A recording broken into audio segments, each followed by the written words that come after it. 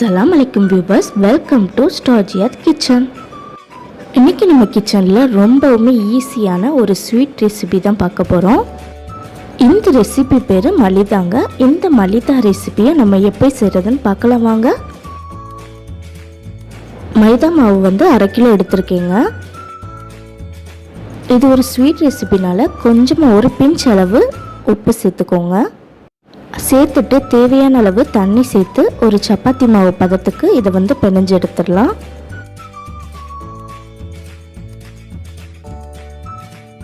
நல்ல மாவு பிணைஞ்சிட்டு ஒரு 3லேருந்து 4 டீஸ்பூன் எண்ணெய் சேர்த்து மறுபடியும் ஒருக்க நல்லா பிணைஞ்சிருங்க.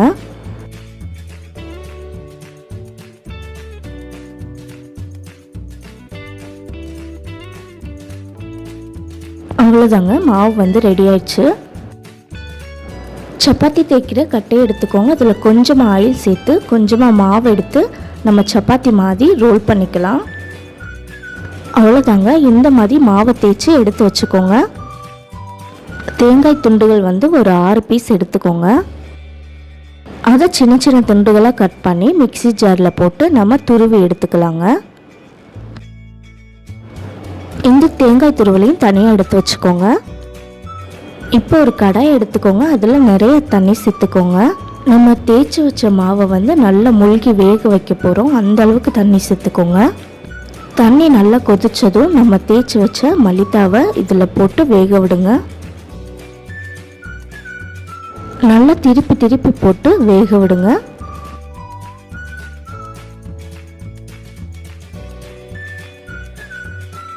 ரெண்டு பக்கமும் நல்லா வெந்ததும் இதை எடுத்துடலாங்க. தண்ணியை நல்லா வடித்து எடுத்து வச்சுருங்க. அவ்வளோதாங்க, நம்மளுக்கு ரெடி ஆயிடுச்சு. இது மேலே துருவி வச்ச தேங்காய் துண்டுகளை தூவி விட்டுருங்க. தேவையான அளவு சுகர் சேர்த்துக்கோங்க. அப்படியே ரோல் பண்ணி நம்ம சாப்பிட்றலாம்.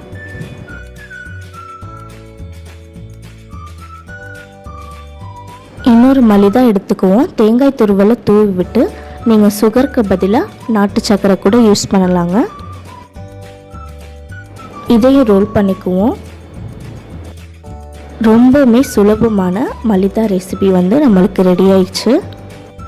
சட்டுன்னு செய்யக்கூடிய இந்த ஸ்வீட் ரெசிபியை நீங்களும் செய்து பாருங்கள். ஸ்வீட் போலி அந்த சாப்பிட்ற ஃபீல் வந்து நம்மளுக்கு கிடைக்குங்க. மைதா ரெசிபியை அடிக்கடி குழந்தைகளுக்கு சேர்க்காம என்னைக்காவது ஒரு நாள் இந்த மாதிரி செஞ்சு கொடுங்க. அப்படியே மறக்காமல் JIYATH கிச்சன் சேனலை சப்ஸ்கிரைப் பண்ணி பக்கத்தில் இருக்கிற பெல் பட்டனை கிளிக் பண்ணிடுங்க. அப்போ தான் நாங்கள் போடுற வீடியோஸோட அப்டேட்ஸ் உடனுக்குடன் உங்களுக்கு நோட்டிஃபிகேஷனாக வரும்.